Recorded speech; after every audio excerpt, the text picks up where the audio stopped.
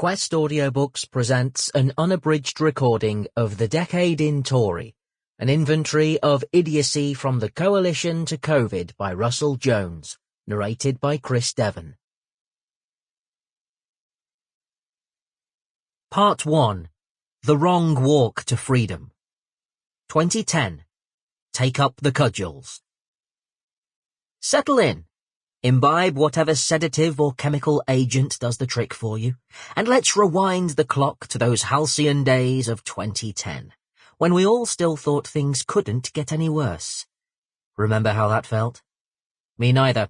But honestly, there was a time when we still thought rock bottom was the shambolic, incoherent and unrepresentative backroom scramble to assemble a working government while the global economy collapsed around us. This is it, we said. This is as bad as it will ever get. Oh, to be that naive again.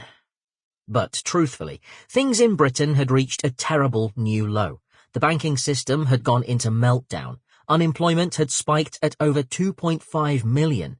A flat-Yayokal volcanic eruption presented unprecedented challenges to both airlines and newsreaders.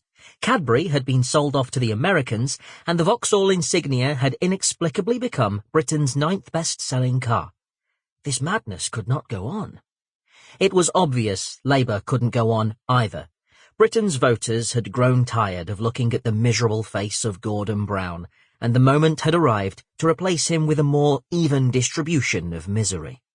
By comparison with what came next, there wasn't much wrong with Brown. He was just fundamentally ill-fitted to the presentational part of being Prime Minister. In an era of retail politics, he emanated the exact aura you would get if you told Squidward to perform an interpretive dance about an abattoir in Croydon. Brown's prodigious despondency would have been bad enough on its own, but his entire party seemed to have given up. Nearly 1 in 3 Labour MPs decided not to stand for re-election in 2010. It was a knackered party, sullied by Iraq, mired in the controversy of expenses scandal, and cursed by being in the driving seat when the global financial crisis hit. Public debt was enormous.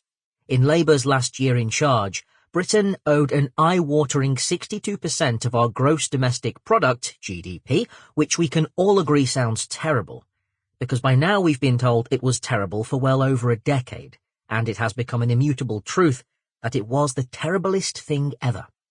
So it might be a shock to learn that as a percentage of GDP, in 2010 we owed less than we had during 190 of... Sample complete. Ready to continue?